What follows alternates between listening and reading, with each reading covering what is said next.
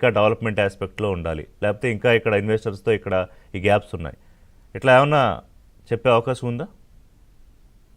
అంటే ఇప్పుడు ఎంత అద్భుతమైన ప్రదర్శన చేసినప్పటికీ మనం చేసే తప్పులు ఉంటాయి. వాటన్నిటిని కూడా గుర్తించి మనం వాటన్నిటిని అధిగమించి వెళ్ళిన రోజునే కదా హ్యూజ్ సక్సెస్ ని చూడగలుగుతాం.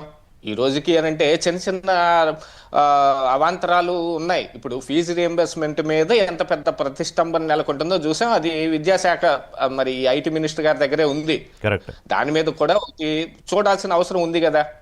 అన్నిటినీ సరి చేస్తున్నప్పుడు దాన్ని మాత్రం ఎందుకు సరి చేయలేము అనేది ఒకసారి చూసుకోవాలి. తప్పు లేదనేది కాదండి, తప్పు చేయని వ్యక్తి మనిషి కాలేడు.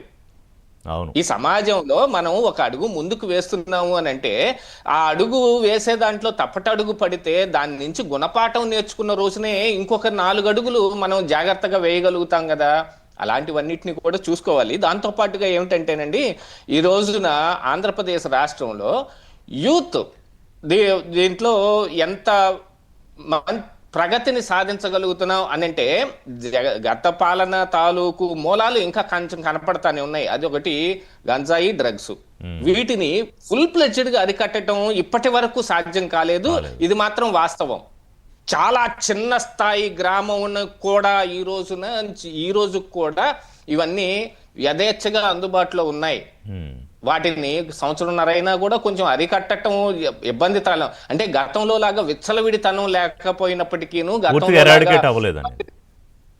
బహిరంగంగా చేసే పరిస్థితులు లేకపోయినప్పటికీ అందుబాటులోకి మాత్రం రాగలుగుతున్నాయంటే రవాణా జరిగితేనే కదా అందుబాటులోకి వస్తుంది. కరెక్ట్.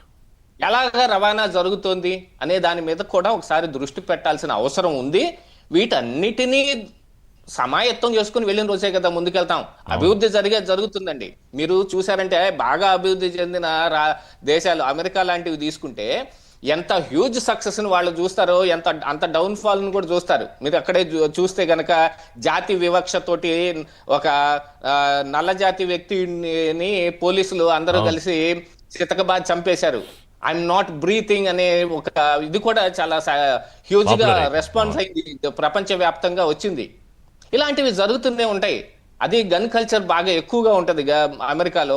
ఎంత చిన్న స్థాయి దానికైనా వెంటనే గన్ తీసే పరిస్థితులు ఉన్నాయి.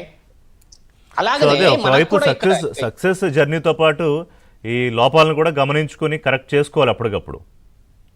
ఎస్ సార్, వీటన్నిటిని కూడా కరెక్ట్ చేసుకున్న రోజే కదా సుభిక్షమైన ఆంధ్ర రాష్ట్రాన్ని మనం చూడగలుగుతాం. యామిని గారు, ఎందుకంటే చాలా పెద్ద లక్ష్యాలు ఉన్నాయి. అంటే పర్సనల్ గా వ్యక్తిగతంగా ఆయన లీడర్గా ఎదగడము, నిన్న ఫ్యూచర్ రెడీ లీడర్ని కూడా అందులో వీక్లో మనం చూసాము. అది ఎలాగూ జరుగుతుంది. దాంతోపాటు